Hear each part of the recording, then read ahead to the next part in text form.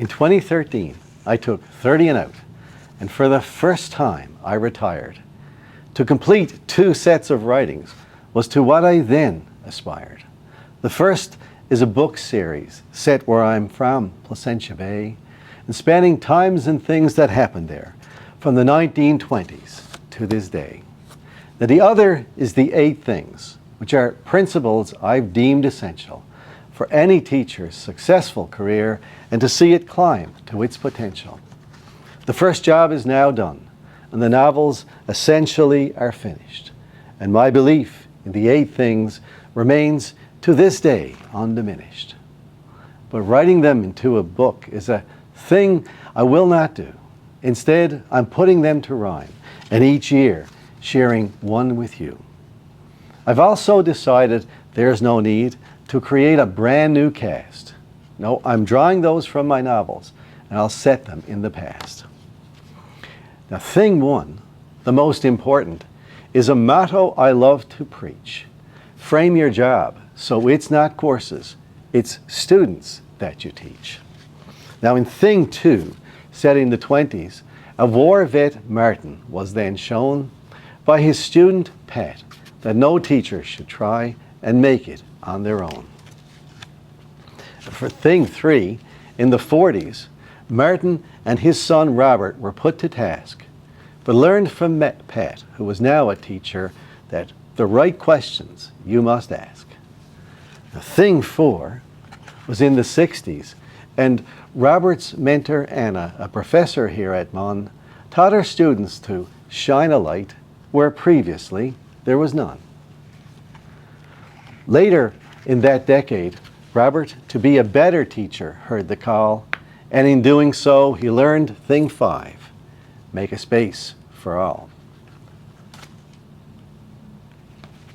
A few years later, a young teacher, Chrissy, and her son learned thing 6, for teachers, learning's never done.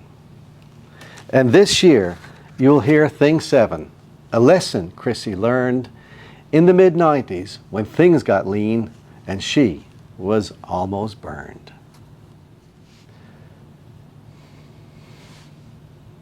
Chrissy, I need to see you for a minute. Principal Shallow, now? I'm on my way to class. Yes, please.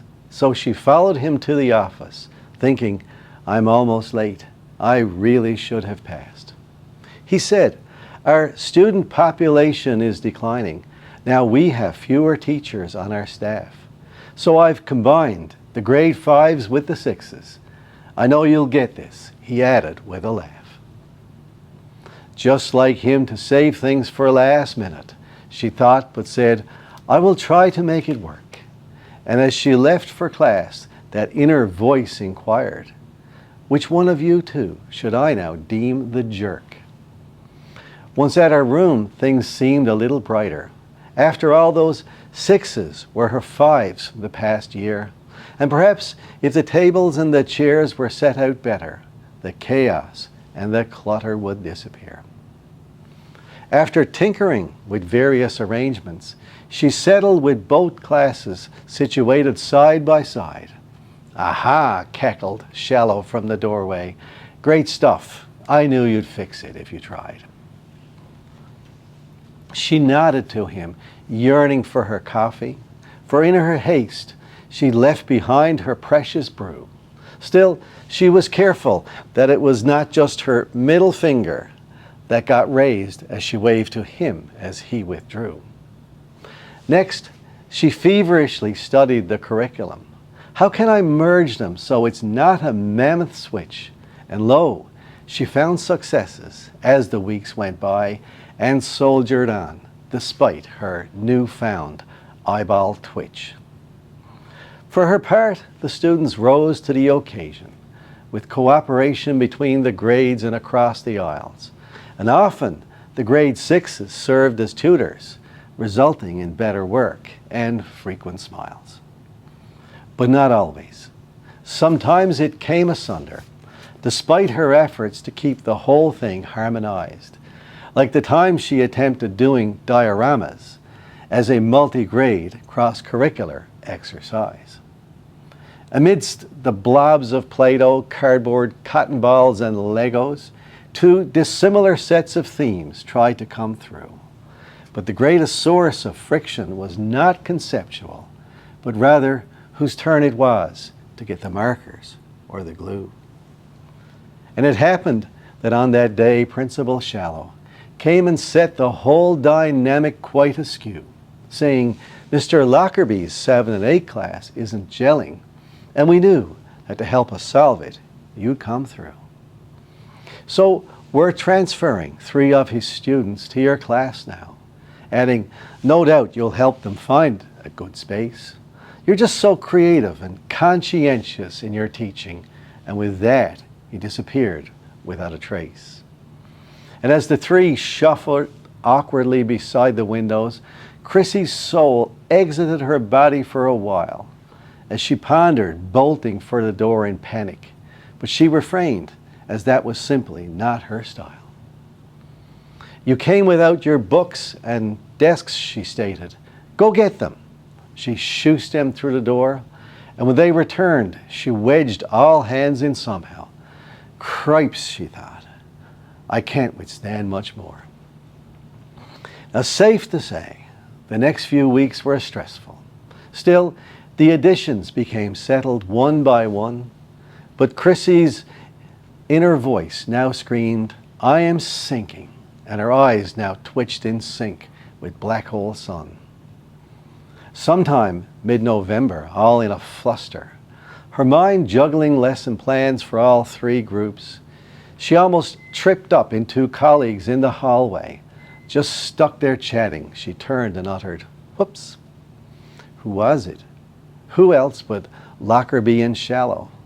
As usual, lollygagging and laughing right out loud. Said Shallow, can't you just get it all together without dashing about with your head up in the cloud? Now once again, her soul departed from her body, and from her viewpoint near the ceiling she observed her outer voice acquiring the knack for placing quotes round each articulated word. Unlike you two, I have a stressful workload, nor do I get to choose those whom I teach. And when you recite your mantra of compassion, I wonder, do you practice what you preach? Shallow scowled. Here it comes, thought Chrissy, and braced herself for what he had next to say. But Lockerby caught in, workload, it's not even close, girl. What about we switch our classes for the day? Fine, she retorted, and turned a full 180, to hide her face now whiter than a sheet. What have I done? She wondered, aware that her eye twitch was perfectly in tune with her heartbeat. She hesitated outside the 7 and 8 doorway. Wish I'd kept my mouth shut, she did chide. Oh, Miss Chrissy, do we have you for the full day? Came a chorus when she dared to step inside. For now, she said, but I can't find the lesson plans. Plans? Some students echoed with odd looks. Yes, said Chrissy, they tell me what to teach you. Said one, Sir only makes us study what's in our books. She thought, well, Lockerby may be fine with doing nothing, but my day in this class won't be like that.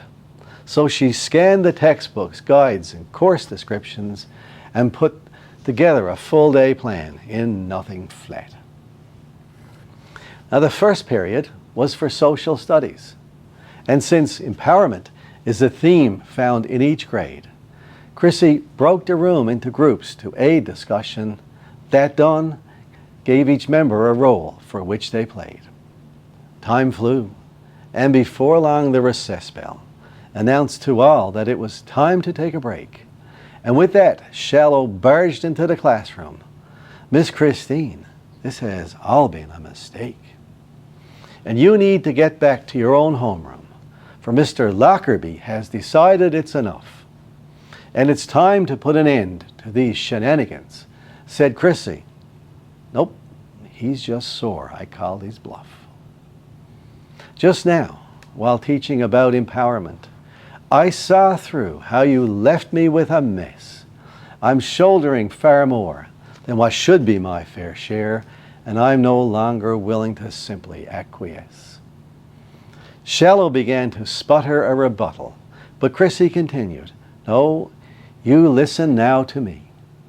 Not only did I do what neither of you two could, but more importantly, I also came to see. This year, you've been so utterly dismissive as you've piled the work of others on my plate, but that won't be at the cost of my well-being. So what I'm saying isn't open for debate. And while I'm capable of more than you give me credit for, I am done with feeling incomplete and stressed. And so from now on, things round here are going to have to change a lot, and that's a statement, sir, not just a mere request. And with that, Chrissy went back to her students, leaving Shallow at the door, his mouth agape. The silence broken only by the students' muted chatter, as all wondered what would surely next take shape.